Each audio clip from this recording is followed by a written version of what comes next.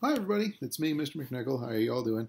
Well, as you can see, I am dressed down a little bit. I'm at home right now. We got out a little bit early because the school I teach at finished their PSATs. So, yay me! Anyway, sorry that the lecture is a little bit later. I'm shooting this at 6:30 rather than the usual before 5. But it happens. But you're still going to get your lecture. Don't worry about that. Okay, a couple of quick bits. I went through and I stamped out what looked to be like all of those nasty little assignments that were dragging your guys' grades down again. So I hope I've gotten rid of them. I'm going to start weeding out other ones. I've weeded out a couple already that aren't going to be relevant to us this semester. So I'm hoping that we can keep going like we were doing before.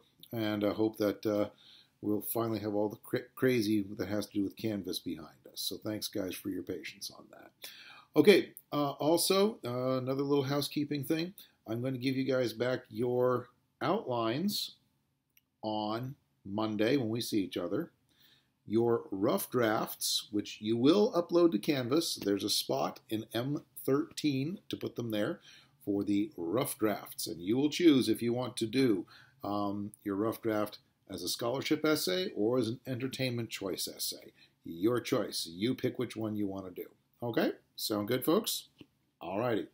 Now, today's lesson, okay, is going to be, we're going to jump a little bit ahead, and we're going to go to M14, called Evaluating Online Sources. See, we're doing your midterm right now. When we do your final paper, you're going to be quoting a number of sources to help boost your persuasiveness in it. Now, the majority of us today will go to an online source to try and get something to prove our point. Very few people will go to the library and check out a book, unfortunately, for that reason. But the problem is not everything we know online is true. Not everything we'll find online is true. Everyone's seen that little meme of a picture of Abraham Lincoln saying, "You can't trust everything on the internet just because it's a quote with a famous person's name after it. Abraham Lincoln." See, it makes its point that way. So the particular lesson we're going to do in M14 is about evaluating online sources. Okay. Now I'm going to skip ahead. You can look at the slideshow if you want. I'm going to skip past all the stuff they have in one of the YouTube videos. They talk more, I don't know, some folks might think it's relevant about the transfer of power of the last presidential election. Unfortunately, some of the sources that they quote there are either dated, not necessarily 100% reliable, and so forth. So I'm just going to skip ahead, okay? But in any case, the thing is, when you are putting stuff in your academic papers, only use credible sources. Credible means they've got credibility. You can believe them. Just because it's on the internet doesn't mean it's believable. Okay. And if you want an example of a source you cannot probably believe in, go to the Flat Earthers website. They've got all kinds of sources, but are they credible? Okay. Well, how do we know that a source is credible? First thing, remember when you were a kid and your mom told you don't talk to strangers? Don't get into a car with strangers. Why not? The answer is you don't know them. So if you find information on the internet, even if it's beneficial to your argument, realize you don't know this person. You don't know this source. So you have to look for some of the things that make them a credible source. Okay? First off, your topic determines how old is too old for a source. If I wanted to talk, for example, about the culture of an organization, the International Organization of Oddfellows, well, it's been around a long, long time, so I might want to talk about its origins, but generally a source I have found that is more than 5 years old, not necessarily reliable. Okay? Does that make sense? You've had all kinds of things in the last 5 years, everything from the pandemic to all kinds of events that could have changed the situation. If you wanted to find out how an organization is doing financially, how it was doing financially 10 years ago, very different from how they're doing today. Okay? So you want the latest articles possible. That means something closest to today's date as possible. Okay? What if there's no date? Well, check the links to see if they link to current web pages. Okay? See if the links on a website are dead. Hey, this sounds like a good source, but I don't know how recent it is. Look and see the links that are on it, the text that's in blue. If all those links are dead, if they lead you to places 404 not found, probably not a good source. Okay? Dead links are a bad sign that your source is too old. Also, look to the authority. A source is credible if you know that the author or organizer or publisher is an expert on the topic. Okay? We talked a little bit about Bill Nye the Science Guy.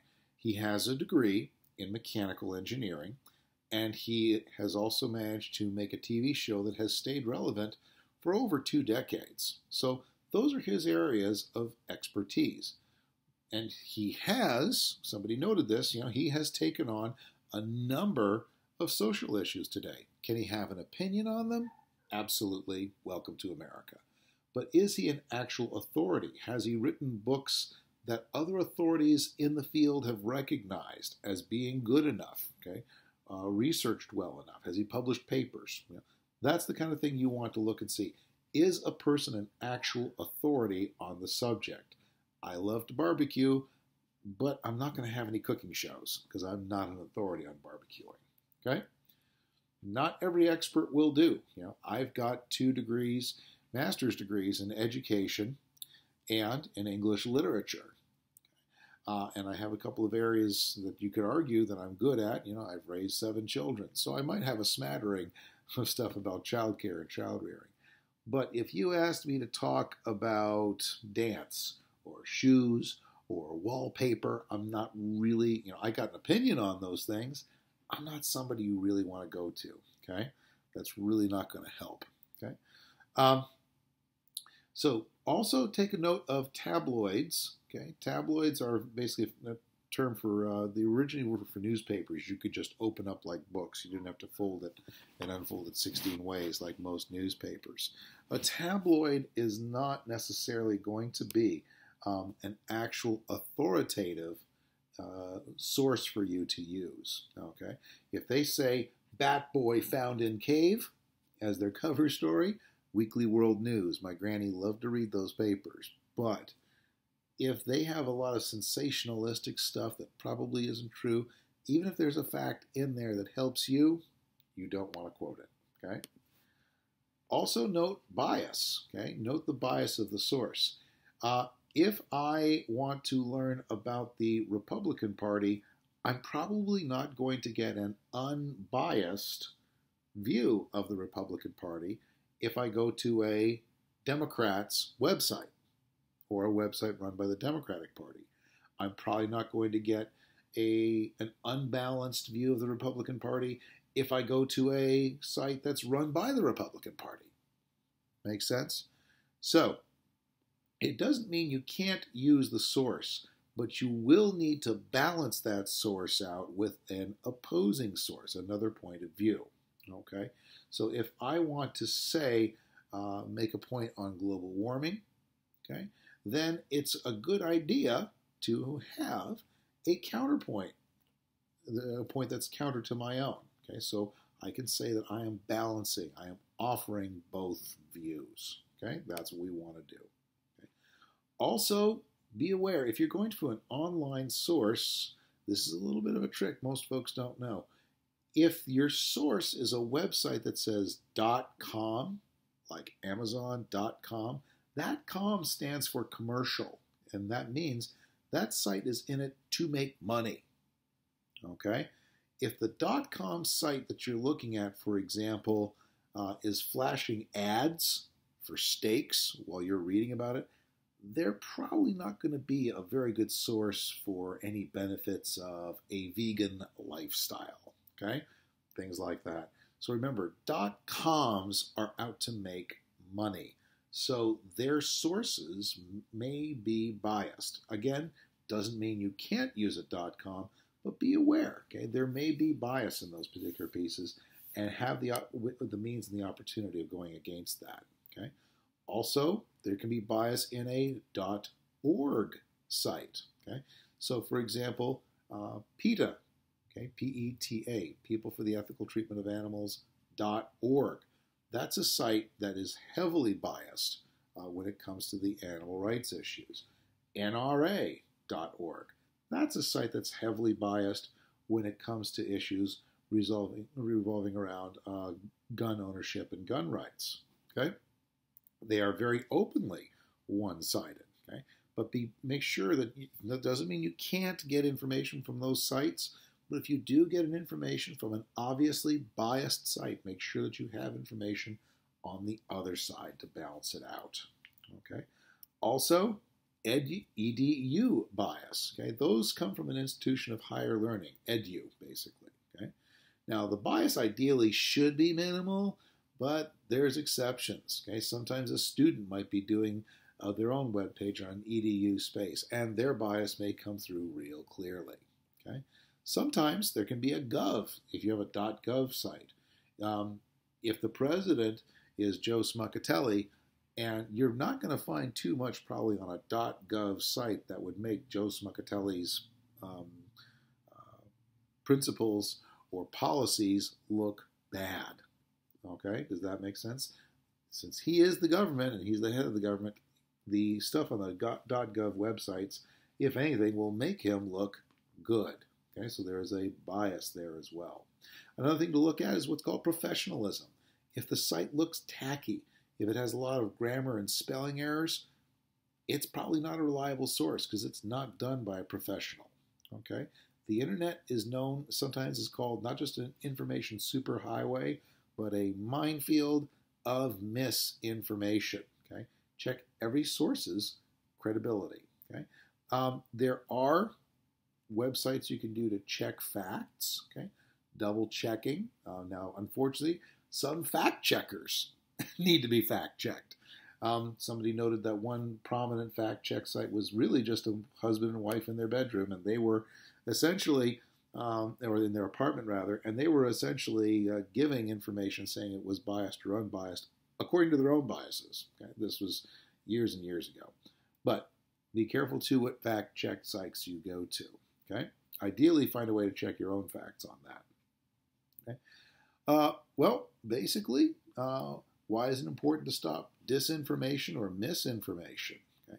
Well, you can end up being part of a perpetual cycle that if you don't check your facts, you could end up perpetuating an idea that is incorrect. Anything from the Flat Earth Society to whatever. Okay? So, you'll probably find several sources. Pick the most credible source. But you know what? If you want to skip all this, go to what's called a database. Okay? You can go to the https://library.tccd.edu, and you will find what are called databases, articles that have been fact-checked repeatedly, okay, to actually show facts rather than biases. Okay? The pros is that a lot of them come with citation generators, and they're better than bibliography.com or a place like that. They actually will help you make your stuff for your paper. Okay. Now the problem is sometimes, okay, those articles you find will be really, really late. Like I found some papers and I was told to drop them from a thing I was writing because the sources were from the 1970s. So, oh well, can't do that. If you go, we're going to go over a little bit more on Monday how to use the TCC databases, okay? But they are a wealth of knowledge and they are far more reliable than a random website on the web, okay? That's pretty much it. That's all we've got to worry about, okay? Once again, there's not going to be any actual homework this time around. This was just a lecture, okay? Once we meet again, okay, I will give you back your outlines, and I will assign you the quiz that's associated with M14 evaluating online sources. Okay, but you don't have that this week. Okay? All right, folks. Thank you so much. You guys take care and have a great week, and I'll see you Monday night. Bye-bye.